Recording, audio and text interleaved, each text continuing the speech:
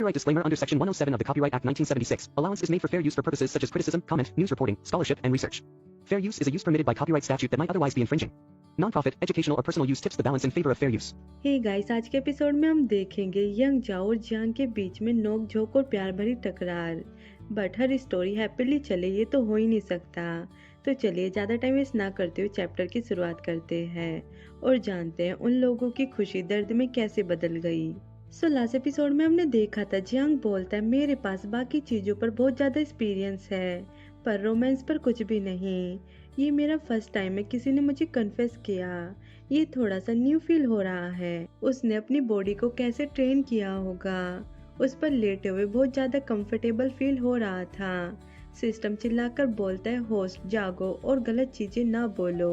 Jiang कुछ देर चुप रहकर बोलता है मुझे पता है वो बस एक नोबल का हिस्सा है।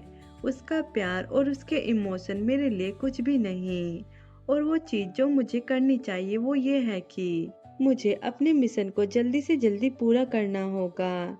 तो कल के सेटअप को फिर से चेक करते हैं। सिस्टम भी ठीक है बोलता है और वो लोग एक माउंटेन को देखने लगते हैं। जियांग बोलता है इतने सालों के एक्सपीरियंस के बेसिस पर मेन कैरेक्टर का रोमांस यूजुअली नंबर 1 पर 4 कैरेक्टर और नंबर 2 पर हीरोइन सेविंग द ब्यूटी और नंबर 3 पर एक लव कैरेक्टर होता है। और कल सुबह हमारा पहला मिशन होता है कि 4 कैरेक्टर। फिर हमें नेक्स्ट मॉर्निंग का सीन दिखाया जाता है जहाँ पर वो लोग उसी माउंटेन पर आ गए थे। जियांग परेशान हो रहा था और तभी यंग जाओ बोलता है हम साथ में ट्रैवल कर रहे तो तुम उस लड़की को क्यों लेकर आए हो। और हमें उस लड़की के बारे में बताया जाता है कि वो इस स्टोरी की मेन लीड है। जियांग उसे इंट्रोड्यूस कराते हुए बोलता है ये मेरी कंपनी की एम्प्लॉय है। मैंने उसको यहाँ पर हमारी केयर के लिए इनवाइट किया है। और हम देखते हैं वहाँ पर साइड में सियाओ भी था। जियांग उसकी तरफ पॉइंट करते हुए पूछता है तुम भी तो सियाओ को लेकर नहीं आए हो। सियाओ बोलता है प्रेसिडेंट वांग आपसे मिलकर अच्छा लगा। मैं आपका गाइडेंस तो नहीं हो सकता पर मैं आपका बॉडीगार्ड बनूंगा। सीओ प्राउड होकर अपने मन में बोलता है हाँ एक लव बॉडीगार्ड। जियांग को बहुत ज्यादा गुस्सा आ रहा था। वो अपने मन में बोलता है क्या बॉडीगार्ड, ये बस एक बीच में आने वाला थर्ड बॉल है।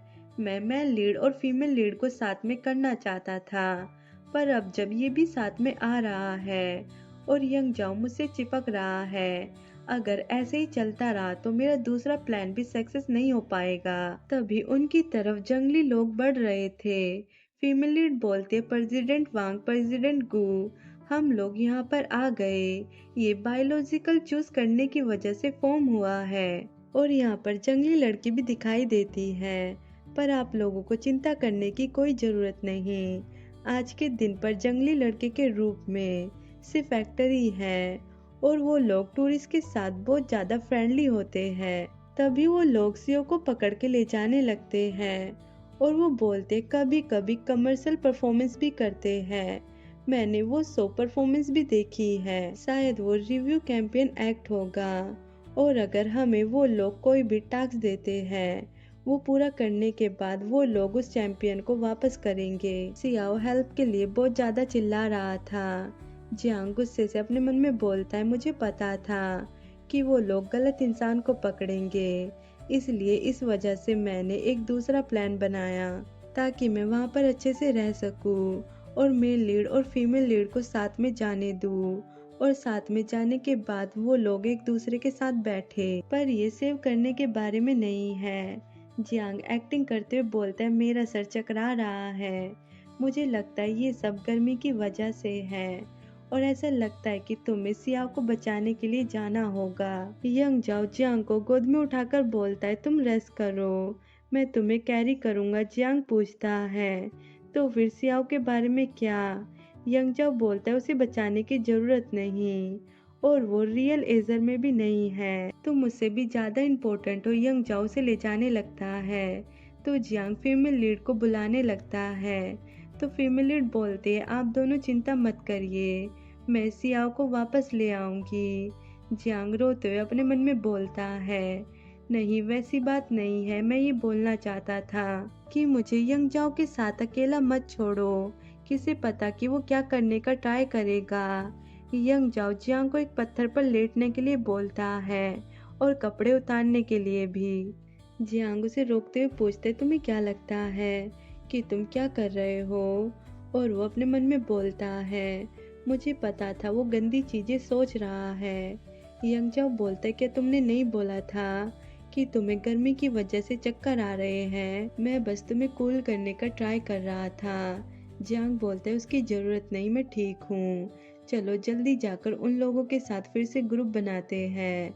यंग जाओ जियांग को अपने ऊपर बिठाकर बोलता है, तुम बाकियों के बारे में चिंता मत करो। मेरे साथ अकेले रहना अच्छा नहीं है क्या? क्या तुमने नहीं बोला था कि तुम अपने वर्ड से पीछे नहीं हटोगे? तो तुम क्यों मुझे बहुत ज्यादा रिजेक्ट कर रहे हो? जियांग गुस्से से उसके हाथ को हटाते हुए बोलता है, मैंने पहले भी बोला था कि बिना मेरी परमिशन के मुझे टच ना करने के लिए। तुम बस दिमाग में रखो कि हम दोनों के बीच में वो मैं हूँ जो कंट्रोल करेगा, और मैंने वो रूल सेट किए हैं। सब कुछ मैं जो भी बोलूँगा उसी हिसाब से चलेगा।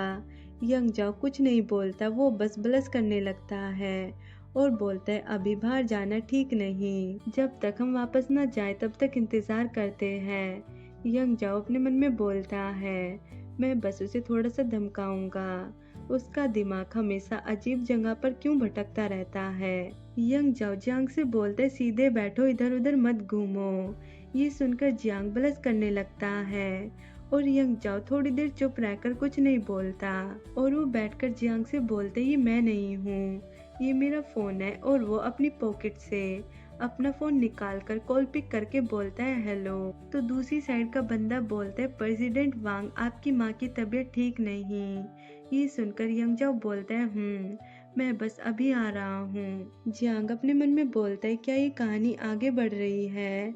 यंग जाओ सैड होकर जियांग से बोलता है, माफ करना, अब मैं तुम्हारे साथ नहीं रह सकता, क्योंकि मेरी माँ की तबीयत खराब हो गई है और उन्हें हॉस्पिटल में एडमिट किया गया है। फिर सीन शिफ्ट होता है और हमें हॉस्पिटल में दिखाया जाता है। यंग जाओ की मॉम अपनी आंखें खोलती है और यंग जाओ से बोलते, यंग जाओ, मॉम ने आपके पापा का सपना देखा, उन्होंने कहा कि वो मुझे लेने आ रहे हैं। मैं सच में उनके साथ जाना चाहती हूँ, लेकिन अगर मैंने ऐसा किया तो सिर्फ यंग जाओ ही बचेगा। कितने दुख की बात है, मैं चैन से नहीं रह सकती, मॉम को शांति नहीं मिल सकती। ये सब सुनकर जियांग सैड होकर बोलता है, मॉम मैं आपको ठीक कर दूंगा, मैं आपको सच में ठीक कर दूंगा। जियांग सिस्टम से पूछता है, उनके पास कितना समय बचा है? सिस्टम बताता है, होस्ट के लिए 3 महीने से भी कम समय बचा है। ये सच में एक अच्छी बात है। उनकी गंभीर बीमारी मेल लीड और फीमेल लीड के रिश्ते के लिए एक कंप्लीट का काम करेगी। ये उन्हें एक छिपी शादी की ओर धकेल देगी। उनकी डेथ मैन लीड के करियर डेवलपमेंट की मेन ड्राइविंग फॉर्म है, जो कि टारगेट को पाने के इरादों को मजबूत करती है। सो गाइस, आपको क्या लगता है आगे स्टोरी में क्या होगा? कि यंग जाओ की मोम की डेथ होगी और उसकी वजह से उसका करियर और भी ज्यादा अच्छा बनेगा, या फिर कहानी में नया ट्विस्ट आएगा? तो आगे स्टोरी में क्या होगा ये जानने के लिए चैनल को सब्सक्राइब करें। And thank you for watching this video.